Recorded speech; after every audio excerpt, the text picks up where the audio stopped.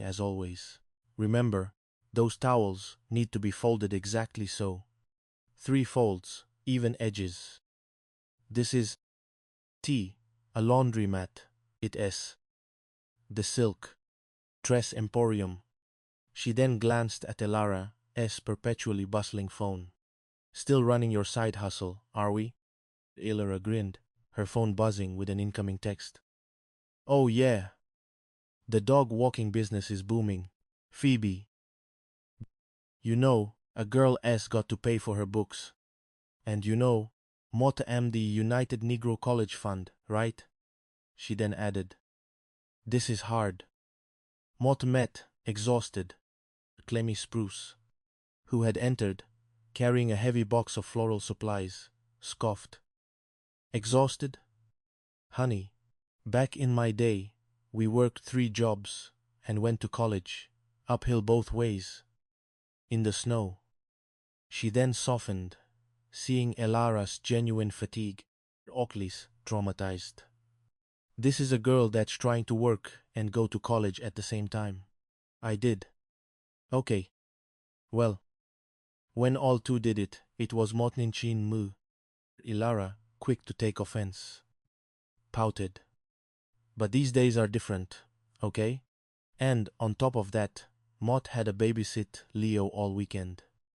Leo, Clemmy's son, was a miniature whirlwind of youthful exuberance, making any babysitting stint a Herculean task. One narrowed. What? Why? Where was Jasper? Jasper Dubois, Leo's father, and Clemmy's on-again, off-again, XX, was a perpetually unreliable presence in their lives. Elara hesitated, remembering her earlier vow of secrecy, it not supposed to say. Oh, okay, that's weird. She was with Leo's dad, but you ain't to hear that from me. Faintly, Clemmy froze, a new layer of exasperation forming on her face. Her voice, normally sharp, was now infused with profound weariness. One. That is just awful. She deserves so much better than that. She go out with him. Honey, Mott don't he know? I mean, come on. He does he spend any time with his son? He does he pay any child support? He is just an awful man. Mott don't he like this? Waitley, who had walked in, overheard Clemmy's lament. Yeah, you know what? It makes us feel good and blessed that you know, our men are good men. She gave a pointed, weary glance towards Orion's penthouse across the city. Tell me about it, girl, enticed. Phoebe, ever the one for emotional processing, chimed in. You know, Mott mean, Orion, he has his flaws, you know, but he's a good man. He's so lucky to have me. Because of fragile demeanor. All right, Miss Still Firestarter, yeah, mind your business. And that was a bad day. But this ain't tea about me. This is about Elara. Now, come on you guys, we can't just sit here and let this happen. We got to do something. On the convocation, wizened. With hopeful anticipation, something like what? Your fingers. More don't know. We got to fix her up, something. Ruyan bites the adult. Seraphine by the idea of diverting her emotional turmoil into her friends' lives. Now that's a good idea. Gunitine days. More don't think that is so much of a good idea. Why? Because she does like blind dates. Clemmy rolled her eyes. How do you know? Because she told me. Mott don't like blind dates. Hell, you know what? That's a great idea, Seraphina. She had decided to embrace the absurdity. Opportunity for distraction. Yeah, it is. It really is. You two are setting yourselves up for disaster completely. Why don't you just set yourself up and stock the shelves? Stock? Hell.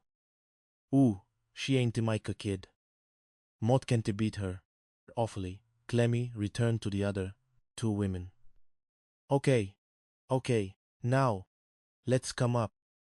We kept some guys, that would be great. Yeah, also woman, that outspoken. You mean loud. You got a little tough, right? A ghetto, and a strong personality. Real stubborn, Osing shrugged. By one, it is going to be tough. Glimmer of hope. Serafina, however, saw a glimmer of hope. Motkano ove kep, it's not. You found Orion, didn't you? That was a good one. Hey, watch it. She grabbed her phone as it buzzed. Hi, Lady Serafina. Salon. May Mot help you? Her own wasn't ringing. Yeah, she said.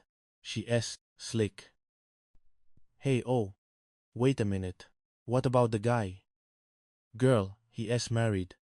Upon aside. Ooh. What about Damien? Honey. Damien went back to his ex. She scrolled through her mental Rolodex of Sapphire City bachelors, a task far less appealing than the looming DNA crisis. Could comical from down here. Oh yeah, what happened to him? Oh, whoa, no. Mott forgot about Carmichael. Nah. He got a crazy side.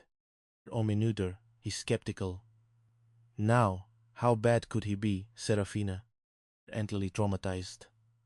Girl, he was standing on the street corner in the rain, asking for change with ice cream cones on, for boy shorts on, and cowboy boots. Webby gasped. Girl, that's not so bad. Serafina shuddered, put a hairdresser on, and a tattoo on his back saying, The world is still flat. Are you? Up. Girl, Elara likes tattoos. She looked at Clemmy, who just shook her head. Come on now. But now we reach him. We desperate, girl. Mott, they not know that it would be this hard to fix her up. Quanning Entwin chimed in. Good, because she wouldn't want it. We then had another idea. What? What about us asking the guys who they know?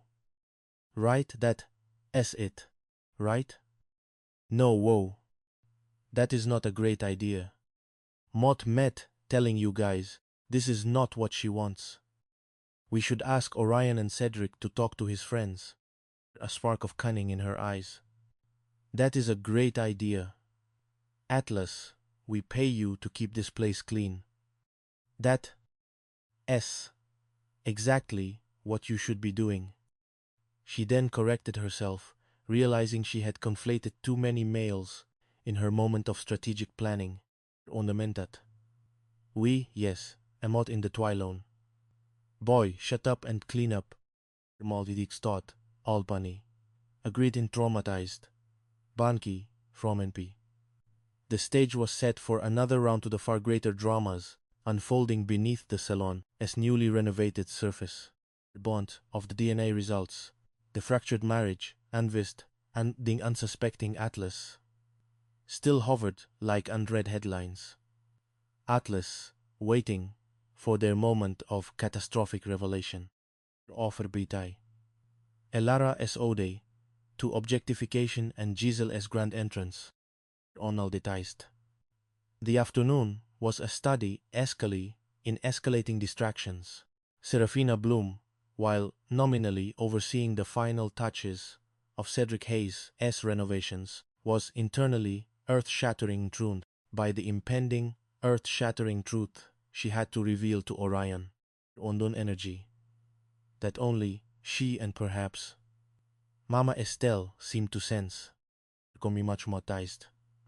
In stark contrast, Elara, the effervescent and slightly oblivious college assistant, found endless sources of fascination in the male presence that now populated the salon. She stood by the window, ostensibly polishing it, but her gaze was fixated on the burly construction workers.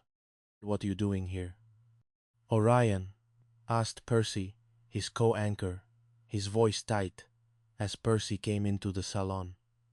He had followed Serafina, his salawot, hoping for a moment of quiet conversation, but